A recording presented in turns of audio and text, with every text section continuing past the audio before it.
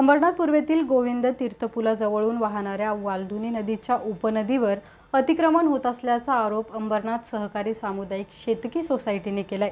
स्मशानभूमीजवळील लोकनगरी पुलाच्या किनाऱ्यावर मोठ्या प्रमाणात जेसीबी तैनात करून माती टाकून बांधकाम सुरू करण्याची तयारी सुरू असल्याचं समोर आले। वालधुनी नदीची ही उपनदी नैसर्गिकरित्या वाहते, मात्र या बांधकामामुळे नदीच्या प्रवाहाला अडथळा निर्माण होणार आहे। त्यामुळे नदीपात्रात पाणी साचून पूर परिस्थिती निर्माण होण्याची शक्यता आहे।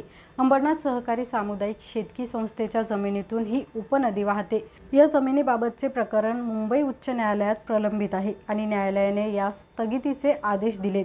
तरीही न्यायालयाच्या आदेशांचं उल्लंघन करून पालिकेद्वारे हे बांधकाम सुरू असल्याचा आरोप संस्थेने केलाय। संस्थेने जिल्हाधिकारी ठाणे, तहसीलदार आणि मुख्य अधिकारी यांच्याकडे लेखी तक्रार करून हे बांधकाम तात्काळ थांबवण्याची मागणी केली आहे। तसेच नदीपात्रात टाकण्यात आलेली माती काढून नदीचा प्रवाह पूर्ववत करण्याची मागणी देखील केली आहे। नमस्कार, 3D न्यूज मध्ये आपल्या सर्वांचे स्वागत। 3D न्यूज आता संपूर्ण महाराष्ट्रभर 3D न्यूज मध्ये प्रतिनिधी नेमणूक चालू आहे।